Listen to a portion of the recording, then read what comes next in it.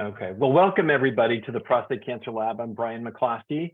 I'm a co-founder, and I am standing in for Brad Power, who normally does these, but he's on vacation in India, and he is on the line, but he's got spotty Wi-Fi.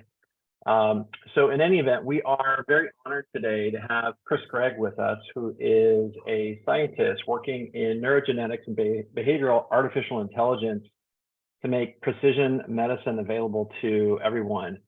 He's currently tenured associate professor in the Department of Neurobiology and Anatomy and Human Genetics at the University of Utah School of Medicine. And he is the co-founder and CSO of Storyline Health.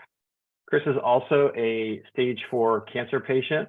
He has a rare form of male breast cancer with estrogen receptor and progesterone receptor plus HER2. He was NED for 3.5 years, where his life expectancy was 3 years. And 4 years ago, he put together a program on extinction strategy using control of metabolic pathways, inflammatory signals, glucose spikes, etc., starve in a way to starve the cancer. He also leads a master class called Uncharted, which pulls together knowledge that is available today to use to more effectively control progression based on ecological and evolutionary principles. And so I'm very curious to see where Chris is going to lead us today. I see some synergy with some sessions that we've had with Bob Gatenby out of the Moffitt Cancer Center, who is an evolutionary biologist and also runs their radiation oncology department. Before we get started, I want to also just read a disclaimer, which is that the information and opinions expressed on this website or platform or during these discussions and presentations, both verbal and written, are not intended as healthcare recommendations or medical advice by the Prostate Cancer Lab, its principals, presenters, participants, or representatives for any medical treatment, product, or course of action. You should always consult your doctor about your specific situation before pursuing any healthcare program, treatment, product, or other course of action that might affect your health. Would also mention that there will be a transcript from this. It will be published. The slides will be published, and this recorded session, will also be published. You have a right to turn off your camera, change your name, or exit the session if you feel uncomfortable sharing that information publicly online. But just a disclaimer that this will be published online, and we will circulate notes before it is published, but just an FYI. So with that, Chris, I'm going to turn it over to you and have you lead our discussion today. Thank you so much. Thanks, Brian. That sounds great. I'm just going to share my screen and my slides. And that's always tricky, of course, because now I really can't see what's going on. But yeah, can you give me a thumbs up, Brian, that you see slides? Yep. We see this picture of me. Dr. Evil. I think we're looking at Dr. Evil there, right? Yeah, that's right. So I've been looking forward to this talk for quite a while, to be honest. And one of the things that I hope to get out of it, is an opportunity to share the projects that, I've been trying to advance, and to make some relationships with patients that I hope I could reach out to get advice, feedback, participation, etc., in some of the projects that I'm trying to get to move forward quickly. And so, yeah, this picture is a nice picture of my family in Halloween. I had just been diagnosed and was going through, chemotherapy, lost all my hair, but it was just perfect for a Dr. Evil costume. So,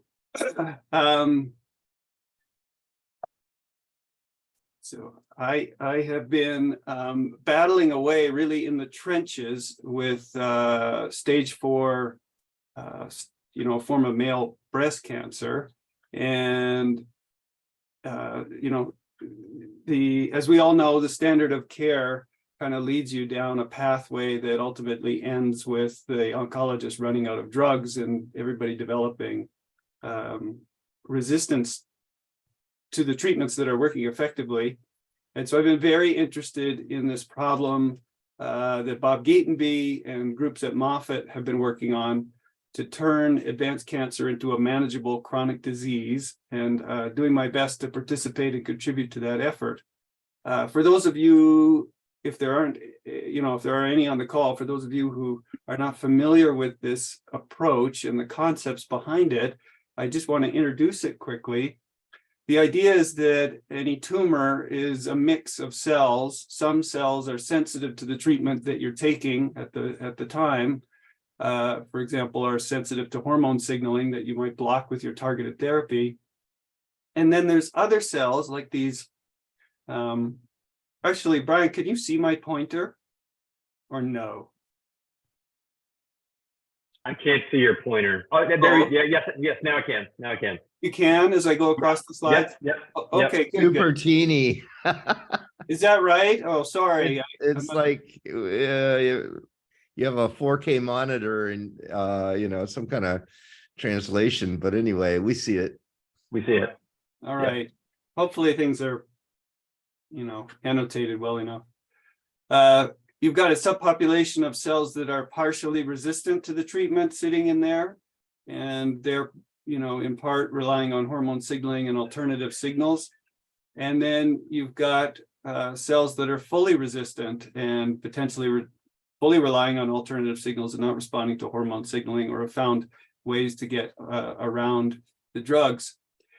The central idea behind adaptive therapy, which is Bob's idea, is that this resistance comes at a cost. And so I'm very interested in the idea that you can exploit or expand that cost to make these treatments work more effectively.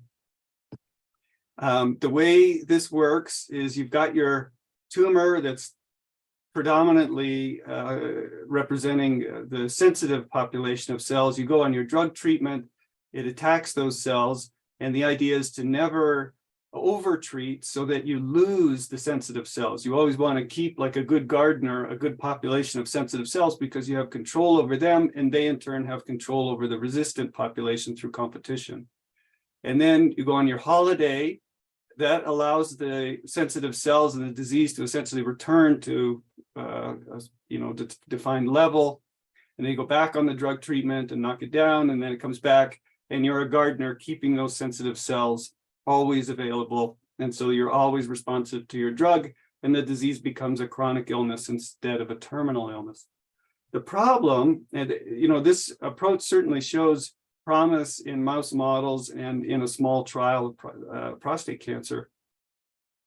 But the problem is that the vast majority of patients ultimately do progress, so that the resistant population takes over, and then the treatment strategy fails. So what we're interested in doing is coming up with improved approaches for adaptive therapy. And for now, I refer to the project that I've been working on as resistance targeted adaptive cancer therapy, to kind of improve this and essentially handicap the resistant cells so that they really can't take over.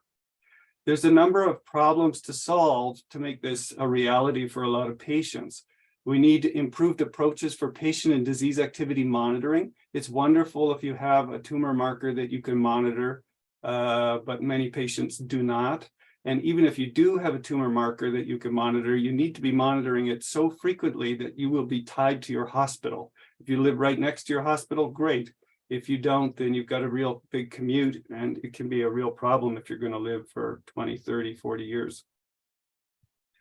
So we need solutions for monitoring that are scalable and easy to access. And we need integrative treatment solutions that can help prevent resistance by attacking this cost, this metabolic cost. I'm going to talk a little bit about that. All of this needs to be easy and deployable at scale. This is a little call out for help. We'll talk more about that.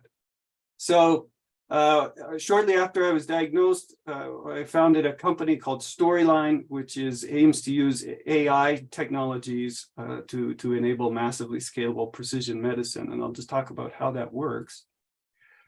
There are a number of different solutions out there for monitoring patients, monitoring their health. And they fall into three primary classes. They're either very cheap and very scalable, like a form or a questionnaire, but the data is quite shallow. It has low predictive value, not very diagnostic. And then there are fantastic technologies like MRIs and CT, PET scans, et cetera, that can be very diagnostic and useful and sensitive, but they're expensive and manual. You don't have one in your house, you can't be using it every week. And so we were aiming to fill what we saw as a gap, to create a technology that was data rich and had high value and diagnostic and predictive capabilities, but was also very cheap and massively scalable. And ultimately what we built is a platform that operates through a smartphone where patients do interviews, like a clinical interview through the smartphone. And that interview and the data is recorded and moved into the cloud where we analyze it using a whole bunch of different AI algorithms. So here is a bunch of patients, for example, doing an interactive neurological assessment. Look at your cheeks. Raise your eyebrows twice. Stick out your tongue all the way. And smile a big smile. So that's not, it sounds live, but it's not live. The clinician there has built an assessment and people are just following along with it asynchronously. That makes it very, very scalable, easy for people to follow. Just look directly into the camera. Oh, let's see if I can. And then that data is moved into the cloud, and what we've architected is a massive series of microservices that analyze the videos, and we can now pull out over 20,000 different micro features, and those are micro features of facial movements and facial patterns and pallor, et cetera. Things like even blinking rates and things like that can be very predictive and useful. There's NLP technologies that analyze speech, and so we get deep understanding of what people are saying, what they're articulating, how that compares to the thousands of patients that have been through the system before, and what sorts of information are embedded in those patterns. And then it's not just what you say, but how you say it. And so we've built systems for analyzing vocal patterns, vocal structure, and emotion. And all of this makes that whole experience very objective and data-driven. So currently, we're mostly using these forms and these in-person exams and medical records and patient histories and things like that in the clinic. And now what we're hoping we can do is grow into this whole new world to analyze symptoms, understand patients, and build precision medicine solutions that take advantage of much, much deeper understanding of behavior, personality, symptomology, mental health, neurological functions, et cetera. So one of the areas that I'm focused on is creating the world's largest collection of symptom phenotypes in oncology using deep AI phenotyping and looking at how different symptoms predict treatment responses, quality of life, mental health phenotypes, and then disease burden, of course, and tumor marker dynamics and things like that. This is all very easy to do. A person could just take a picture of the QR code, takes you straight into the app on your phone, and then you can do the assessment that way. So that makes it very easy to deploy on websites or wherever. And now we're in the process of using this technology in a clinical trial that will be at the Moffitt Cancer Center. And the idea is to build a very rich and supportive care pathway for these evolutionary and ecology-inspired approaches to cancer care, where the patient first is deeply profiled. So you have this deep understanding of the individual that's about to go through the treatment.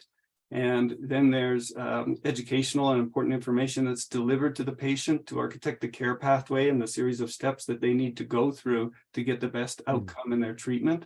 That's delivered through their phone. So they don't necessarily need to be coming all the time into the care facility. And that means that if we get an amazing solution at Sloan Kettering, you don't necessarily have to go to Sloan Kettering to get access to the care pathway. It can be scaled out to people globally. So all of this, needs to be easy, massively scalable and easily deployed, and safe and easy to use. And so we'll be testing that in this pilot trial. Now, that's the monitoring problem, where you need to monitor changes to symptoms, pain, and disease activity to be able to understand when you want to change the dose of your drugs and take on different metabolic or chemotherapy interventions to maintain your disease chronically and stably. That's the problem we're trying to solve there. And the next problem to solve is you want to have interventions that attack the mechanisms of resistance.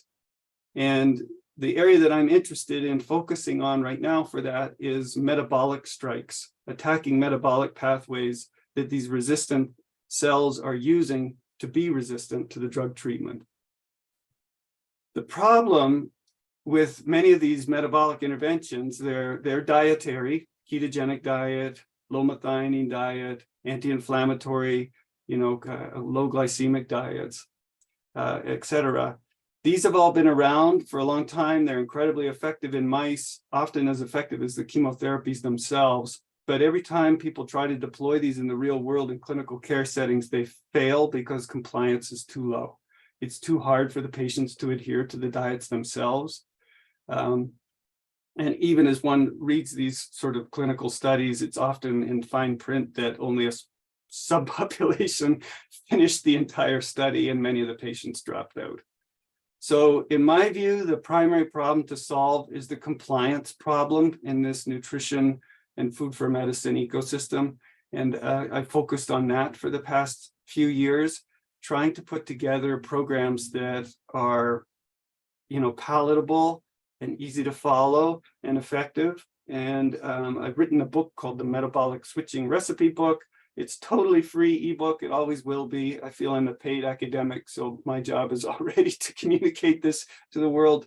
And so that has been put together. The program itself, it's great. It's fine to have a recipe book. It's fine to have that type of information, and there's many of those sorts of things out there in the world. But in truth, patients don't do it. It's too much work, and especially if you're sick or you don't have a lot of social support, very hard to comply with a diet that would actually cause a meaningful clinical effect. So ultimately, what I found I had to do was to build a partnership through Storyline with an organization that makes these meals. And we've got 3 different diet types. These are all specifically thought of for cancer, and they're particularly thought of to reduce inflammatory signals that could be driving resistance, as well as other metabolic signals. We've got a diet plan for a paleo diet, a low methionine diet, a ketogenic diet, and a fasting recovery diet. And all of these are, very good meals, honestly. And they arrive in the mail. They're cooked for you in these little boxes that have information on them, when to have them, all in this sort of sequential program that's been put together, as well as the nutritional information. So my hope is that this actually helps to solve one of the biggest barriers to attacking these metabolic pathways for improved adaptive therapy, which is just making it easy for patients to do the diets. So I've been working on these sorts of problems for the past several years in balance with maintaining an NIH-funded research program in my lab, being CSO of Storyline, and my own care, and being a dad. And I'm looking for some help, honestly. If there are patients on this call or patients who see this video who are interested to participate, and these could be folks that would be okay with me reaching out to say, hey, can you try this assessment, or can you try this meal? I deliver it to your house and tell me if it tastes okay, and what are the issues that you're seeing on your end. This is very, very, very helpful as I kind of work to solve these problems. So I would love to have folks that would be willing to work with me to test out the food delivery and the food quality and participate even in a study that we're doing through the Huntsman Cancer Institute to test the feasibility of delivering these meals to cancer patients at scale, remotely, throughout the country. Which wasn't necessary, but What's that? I missed was there a question? Okay. I think there was some background noise, but it's taken care of. Okay. To the other area that I need help with is to build these algorithms that can monitor very subtle but objective micro symptoms that are hopefully diagnostic and predictive of disease activity and important disease and treatment changes. It requires a lot of people to be willing to donate data and participate in the effort of monitoring their symptoms and providing any tumor marker or other tumor burden and scan data that they'd be willing to help train the models. I'm trying to collect that data through a masterclass that I put together, which is totally free and teaches a lot of the basic principles of cancer care, and that'll be a portal for deploying a lot of these initiatives to get data donors. And so folks through that masterclass I'll show in a minute can access symptom trackers, and they can give me feedback like this symptom tracker is a pain in the butt, or there's many different ways to change it that I would like done. I'm not getting to express my symptoms very effectively, et cetera, et cetera. Just getting user feedback to iterate and improve this is so helpful. So this is my final slide. And this is, if you're interested and willing to help, you can either go to the Uncharted Health Cancer Patient Masterclass, which is where I'm building the portal to access the nutrition, the metabolic switching ebook, and all of these data donation and study efforts to build these models for helping to manage cancer care precisely and at scale. Or you could just email me at storylinehealth.com, or even reach out to me at the lab or wherever. You could find me through the internet, and I'd be so delighted to connect, discuss, get feedback, etc. And so that's my talk for today. Trying to keep it light on the slides and be able to take questions and have a discussion. Thank you, Chris. Impressive that you were able to get through that and be light on the slides, particularly for an academic. So I really appreciate that. Sometimes we get into 40, 50 slides, and so thank you. There are definitely some questions in the chat. However, if you have a question, if you can use the raised hand function in Zoom, then that will help me. There's some questions about diet. And Russ, I think you had some questions, so maybe I'll start off with you. Okay, thanks. I had a question about the keto diet and the paleo diet, particularly keto diet. Is this are the diet plans made for PCA in particular, or just in general cancer? The way I think about this problem, and I'm writing an article for Frontiers in Oncology on this right now, so it's in my mind. Every cancer is different, every patient is different, and the problem that you're facing in adaptive therapy is a little bit of a biohacking problem.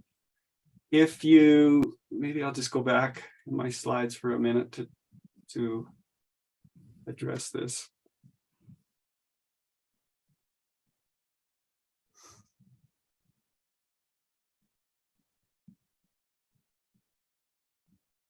Can you see this, Russ?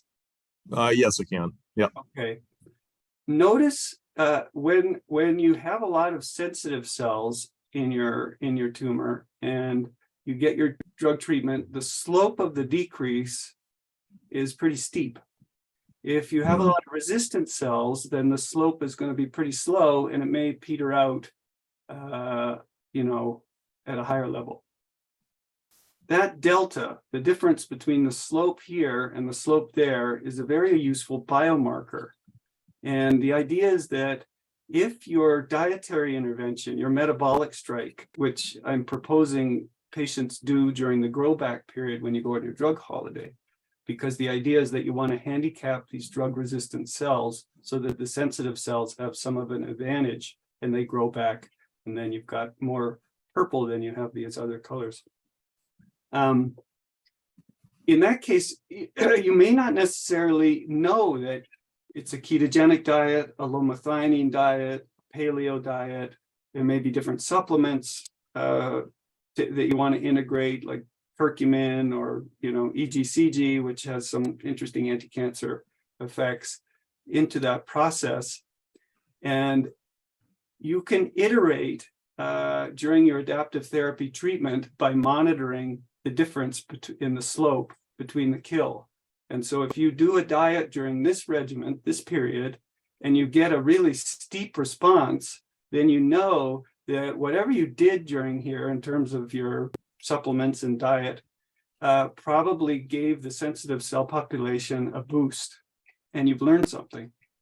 And then you can follow that and continue to iterate and improve. So what I'm trying to do is build diet programs that give patients flexibility to hack this out themselves a little bit. Does that make sense? Yes, it does. So this is the adaptive therapy is something I've been doing since day one, pretty much. I was curious about the keto diet in particular, how well that seems to work for PCA. I've done it myself 8 times, and 4 times my PSA went down, 3 times it went up, and 1 time it's unchanged. That's not enough data to really tell me, and I'm only one individual. That's not enough data to tell me that, okay, this is good, bad, what indifferent. But prostate cancer is one of the few cancers, the only one that I know of, that's lipid driven, at least primarily lipid driven in the early stages. So I was wondering if the keto diet, which is very good for many cancers, would be applicable for prostate cancer or not, if that'd be a good one. Yeah, it's a good question. And to be honest, I'm not an expert in prostate cancer, so I don't think I'm really well armed to answer your question. It sounds like you already know more than I do about it. Yeah. Maybe just prostate cancer in that little section. Prostate cancer is about the only one that is lipid driven. So increasing fats might be counterproductive. It might be good. I found that it pretty much didn't make, in myself, it didn't make much of a difference. I did have another question, if I could ask really quickly. Do any of the diets or supplements, in your opinion, induce DNA double-strand breaks, damage, or inhibit the repair of the DNA? I don't think so. I can't, I have not come across any evidence that suggests any of those diets would have major effects on DNA damage. Okay. All right. Thanks. Yeah. Yeah. Mostly in general, just a comment, that approach using the min effective duration of treatments and mixing things up and keeping the sensitive cells alive, if you will, at some low level, but keeping them around. Yeah. It seems to me being pretty important. We go castrate resistant in large part, I believe, because the androgen insensitive cells and the mutations take over, because we kill out all the androgen sensitive cells and we're left with a population of all bad stuff or stuff we can't control as easily. And then they fill the void, they fill the gap, and okay, we're stuck with, okay, not a good place. Yeah, Just yeah, want to make exactly. that comment. It is the problem to solve, right? I mean, to Mhm. make this more effective. And so, thinking a lot about this, I'm sort of working through all the details in this review article, thinking about oxidative stress as something that one can target. Some of these resistant cells have very high levels of oxidative stress, and they're really redlined, and that for some patients may be useful. In other patients, they may have evolved mechanisms for decreasing oxidative stress, and that may not be the best target. I just feel like there's a lot of tinkering that needs to be done as one kind of optimizes this, and it's tricky, very, very tricky. And it is a tricky problem. It's like you said, alluded to, is very individual for each individual, where they are, their phenotypes, what type of cancer they have, and that the prostate cancer, at least, is very heterogeneous in nature. So we have lots of different cells and mutations, 200 known mutations. There's lots of variables. Thanks, So, Raj. you got your task cut out for you, but good work. Thank you. So we are fortunate, Jeff. I'm going to call on you to help us a little bit. But Jeff Krolik is a patient. He's being seen at the Moffitt Center by Bob Gatenby. He just started his adaptive therapy in February. And Jeff, maybe if you can just give us a little bit of an overview in terms of what your patient experience has been getting onboarded into the Moffitt Center, what the adaptive therapy regimen looks like, and how any of Chris's technologies are being integrated into your care. Okay.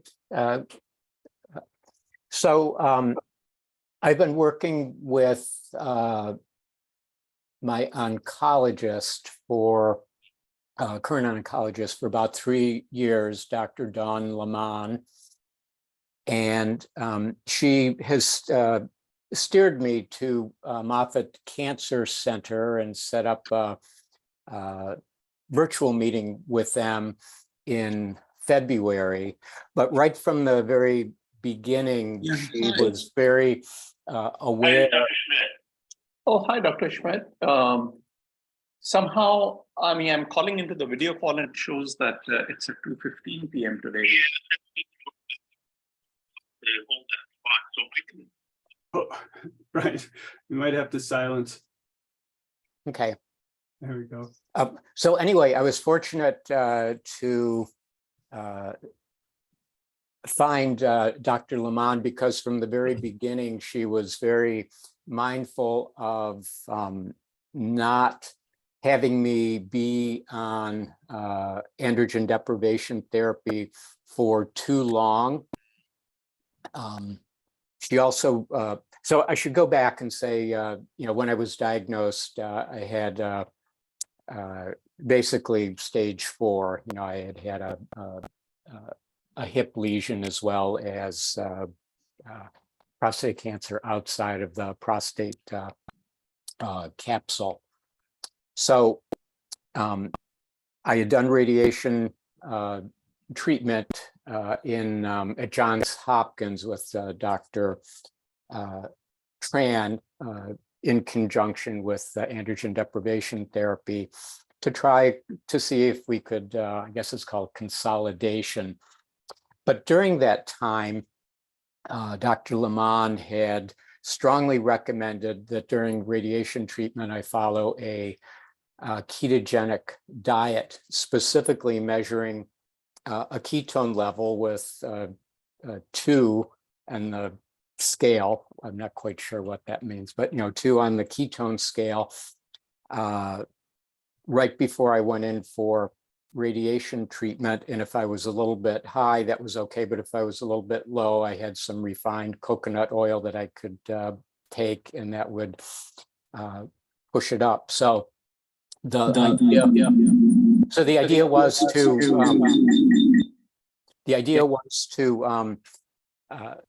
at least according to my oncologist thinking, burning primarily ketones was protective of healthy cells, and it also weakened cancer cells, making them more susceptible to the radiation treatment. And my experience through that was I had 0 radiation side effects. My PSA went down as low as 0.2, but then started climbing again, even on androgen deprivation therapy. So when we got to a close to what might be a target level, she facilitated the meeting with the Moffitt Cancer Center. And then I just started that protocol in February, and I'm using and have used previously a newer oral androgen deprivation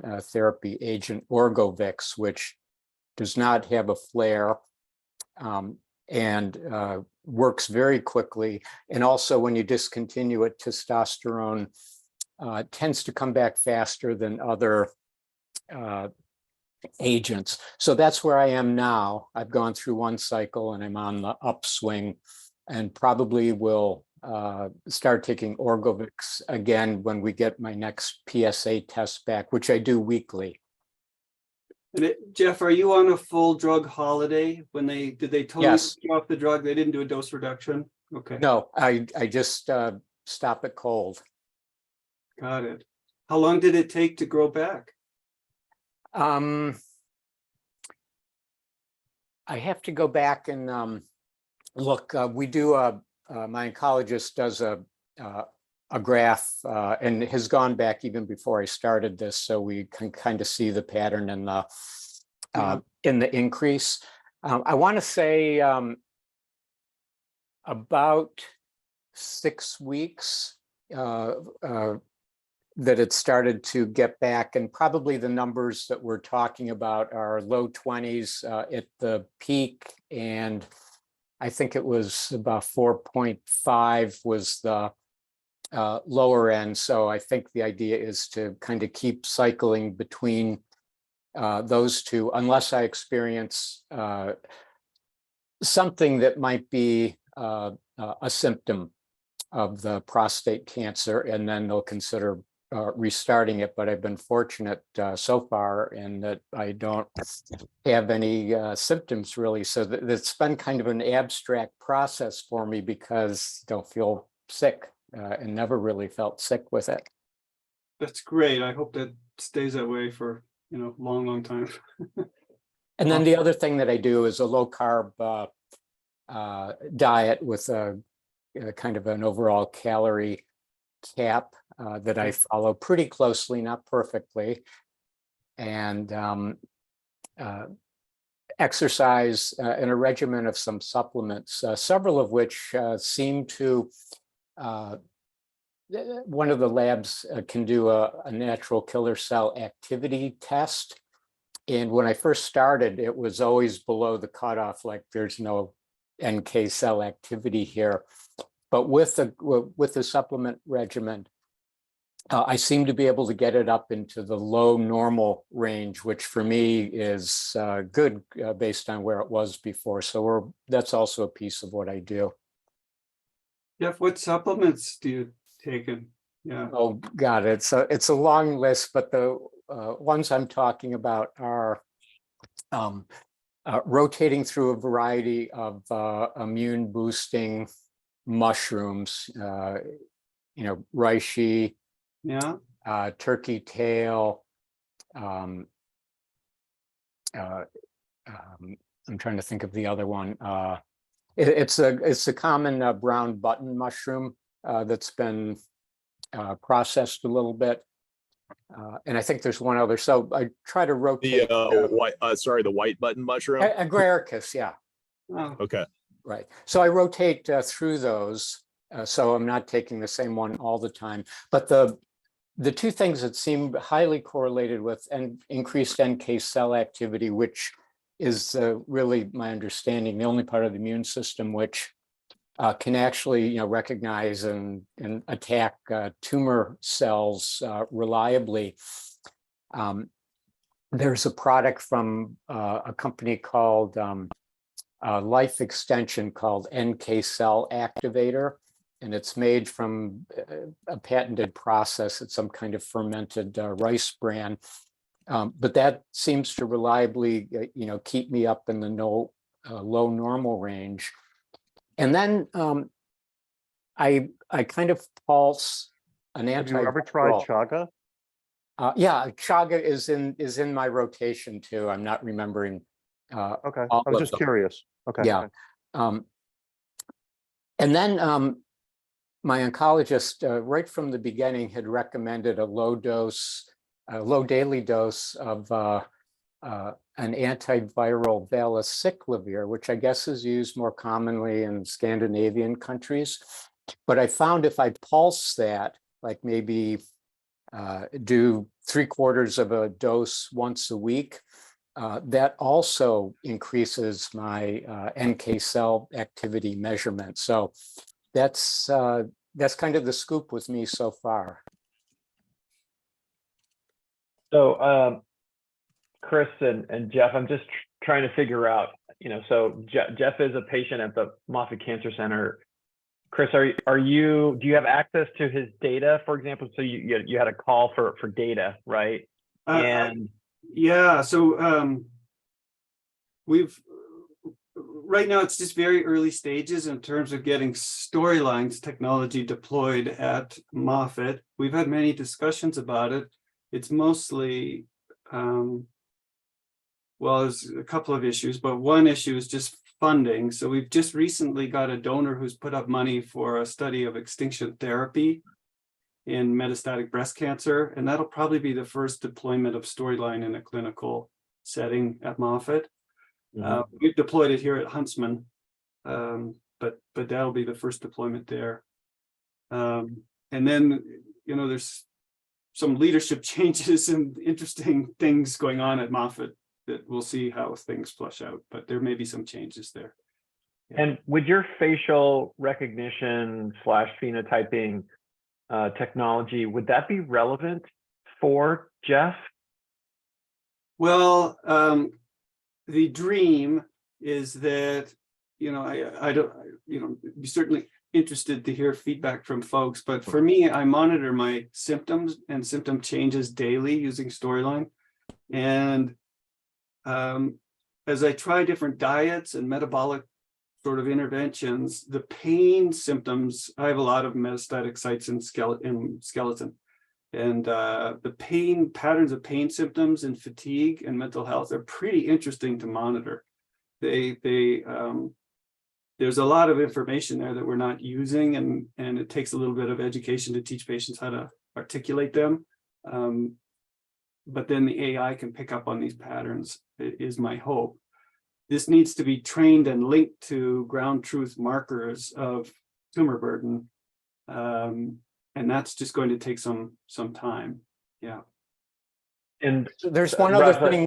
There's one other thing that I will add here, and I'm fine with the recording of it. Oregon is a psilocybin legal state. One of the leaders nationally in developing psilocybin end-of-life substance abuse treatment. But since the beginning of this year, and this is more just for cognitive enhancement, but it also has kind of a mood enhancing, even spiritual piece. I do follow a microdosing protocol recommended by Paul Stamets. So that's another piece. I'm not doing that related to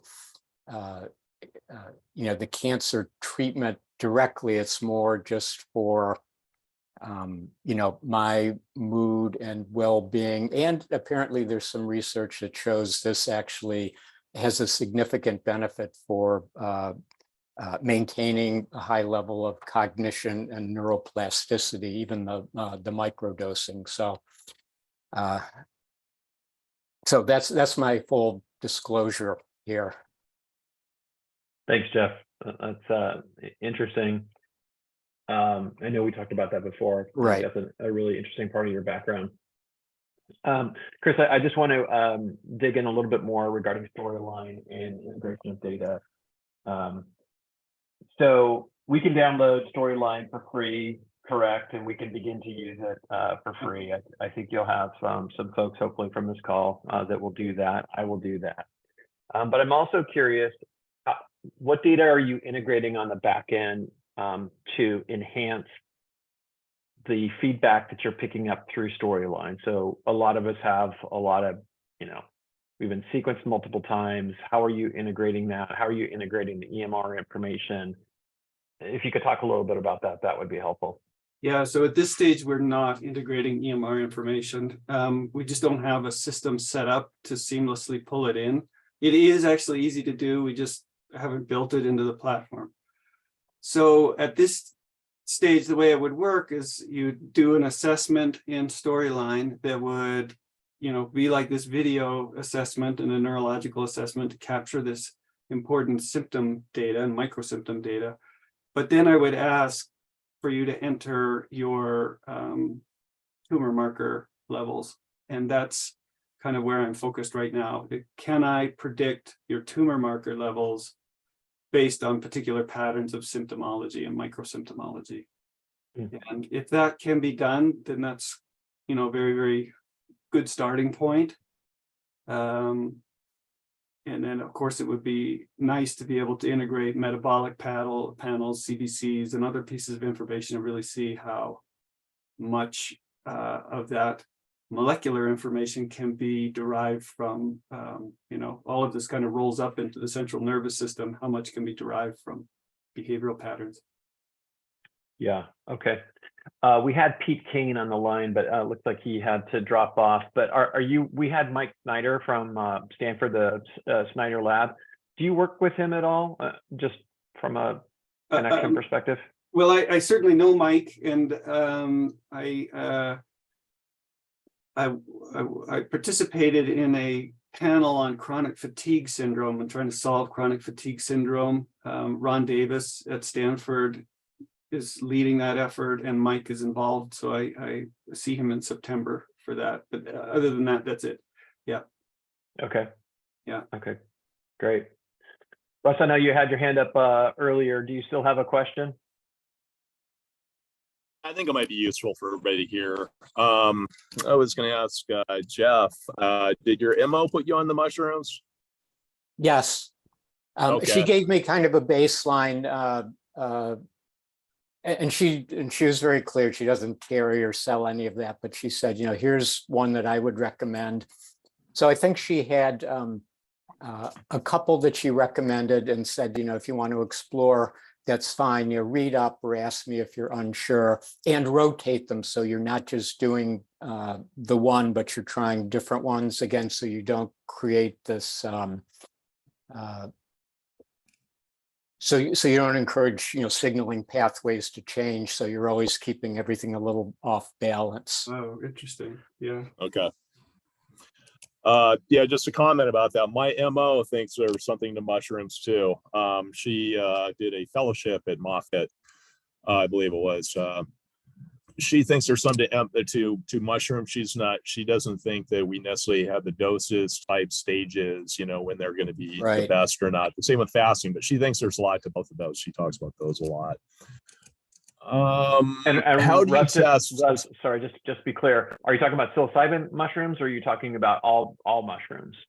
Well, she said all. She just said mushrooms, and I don't know which one she meant a particular type or not, but she said mushrooms and I thought it was my question to her was in general, what do you think of mushrooms? So I went down a list and asked her about all these different things. Right. Okay. The psilocybin path I took was at my initiative following a mycologist Paul Stamets recommendation and kind of summary of research. I did talk to my oncologist about it, and she actually knew all about it and even said, if you're going to do this, here's a good supplement to do with it. And again, this is legal in Oregon. And just so I know what I'm getting, I actually grow my own, which I think is always the best thing to do, at least for right now. Yeah, you know, you're getting. I participated in a psilocybin trial for terminal cancer patients here in Utah. I have to say it was an extraordinary experience, and Storyline is now deployed in some clinical studies of psychedelics for existential distress, end-of-life care, and how to optimize the treatments and the set and setting and all of that kind of thing to get the best outcomes for different folks. So I'm definitely interested, Jeff, in the mushroom stuff. Right. Yeah, I mean, that's a whole other dimension and in level. And I'm happy to talk with you know, people about my experience with that. But I think even through the longer haul of androgen deprivation therapy, I did occasionally use some psilocybin, and it definitely I'll say it very simply, it definitely kept my spirits up in a different kind of way. It's not like caffeine or pot or anything like that. It's a different experience that stays with you, and even kind of changes you in some ways. Yeah, I agree. Wow, like changes you for the better? I think so. It gives, I can only talk from my experience. It gives a kind of a perspective of kind of being at peace with, end of life, although I'm not at that point, fortunately. But, even, cancer, prostate cancer diagnosis, especially if it's a stage 4, suddenly, okay, I'm mortal and this is going on. And it, I don't know, it makes that, oh, okay, I get it. It puts it in a different perspective where you are more at peace and accepting of it. It does more than that too, and there have been lots of trials. Johns Hopkins ran a large end-of-life psilocybin trial where I am in Portland. Oregon Health Science University is doing a lot of work with end of life, and also psilocybin for substance abuse treatment, even trauma treatment. So there seems to be something to it that everybody's trying to find out what's the best approach for using it. Yeah. Great. Exciting Thanks news. for the insight, Jeff. Yeah, thanks. I definitely strive to become at peace with mortality and feel that I'm most at ease as my mood or connection with God kind of deepens. So I understand what you're saying a lot. Because you can get uptight, you can get all anxious. And it's nice when that dissipates and you kind of go, okay, I'm just gonna have a great day today. That's it, Yeah, There's a question from Brad regarding what's involved in growing your own mushrooms, Jeff. So there's some interest in this topic. Chris, we're gonna come back to you, but I can talk about this at length, but there's a place in Vermont that markets a variety of different mushroom spores, including psilocybin spores of a variety of psilocybin cubensis species with a variety of kind of sub species. But they market them as, for microscopic studies. So they send you a package with slides and all of that, but the spores are in a plastic syringe. There's another company called Midwest Growers that actually makes growth medium in hermetically sealed bags with a little injector port. It is actually very easy to do. It takes about a month and a half, 2 months from start to finish. They have the growth medium down. The key is really keep it about 76 degrees, and they'll even sell you a little thermometer and there's an ultraviolet. There's a specific frequency of blue light that you use right toward the end that tells the mycelia to start growing mushrooms. You put that on for 2 days. So I got it the very first time I tried it, so it's very doable. Maybe there's a separate session here, Jeff. So think about that. I think we may follow up with you on a separate session because it's certainly talked about, often in cancer circles. Right. And you seem to have a fair bit of expertise. So maybe if you can kind of put that on your radar, that we Sure. may call upon you to do that. Russ, I think I may have interrupted you earlier. We've got just a few minutes left, but I want to make sure that all the questions can be answered. Okay, thanks. Jeff, how do you monitor your NK cell activity? How do you test that? So apparently the only readily available test at a commercial lab is through Quest Diagnostics. And they have a test called NK cell activity test. And that's different than a test which just counts how many cells. I've got lots of NK cells, but they're not as active as we would like them. So this test will, and I don't know how they do it. There's something about making them fluoresce, and they put them in a medium and they see what they do with that. I actually don't know the details of it, but I get that done once. I get that done once a month. Okay, is that a simple blood draw? Yeah, it's a blood draw. Okay. And it's very special. They have to make sure that they, send it out that day.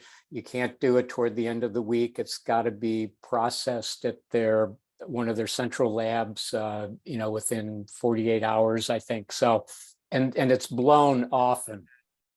But I go to a place and they know how to do it. And I'm reading my NK cell test was 8 as ordered by Dr. Lamont, which is right on the edge. I can get mine up or been able to get mine up as high as the low 20s, but reliably in the high teens. Now the range is, up to, I think, something like 125 or so. So it'd be nicer to be up in the 40s or 50s with that. But given where we often are with cancer, which somehow has a mechanism to turn off that activity. Getting it even a little bit active, like an 8 is good, but getting it up into, the teens or as high as you can get it is good. For what little, I don't know how much that contributes to anything, but it's one more thing. Jeff, have you ever plotted your PSA against your NK activity levels? Any interesting pattern? Yeah. That's a good question, and I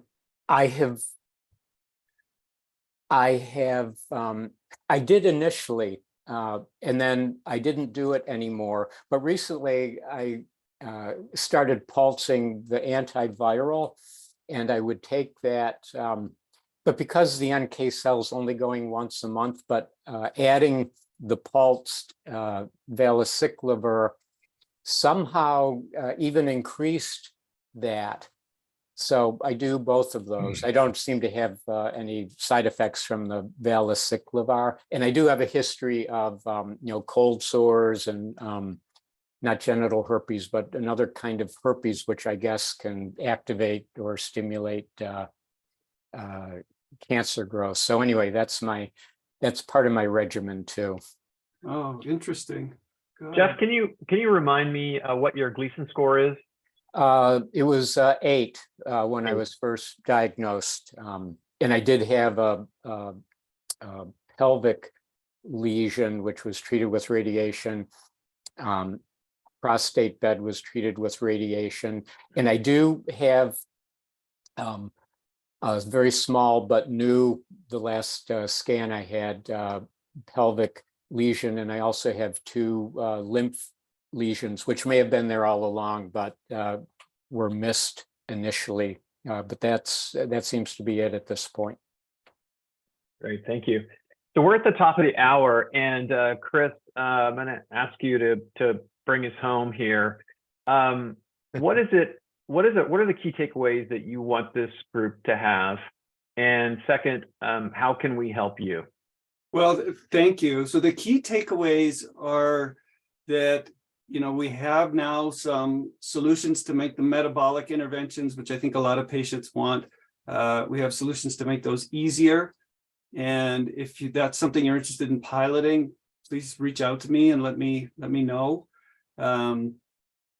The other thing is just to let people know that we're working on improved ways of understanding symptoms. And if that's something you're interested in participating in and understanding your own symptoms more deeply and accurately and seeing how it relates to your NK cells or, cycling of mushrooms or whatever you're interested in biohacking out, I'd be excited to support and get involved with that. Yep. Great. So really, the easiest way for us to get activated or integrated into your work is to sign up for Storyline. Well, that's one way to do it, but I would love to actually have a connection with whomever would like to do that. So if you could just reach out to me directly, and then I could talk with you about it, that would be probably a good starting point. Yeah. Okay. Okay, great. Yeah. So- And the email was on the slide. Okay. Yeah. And I'll make that available for everyone. Great. Um, I'm going to stop the recording now. If folks want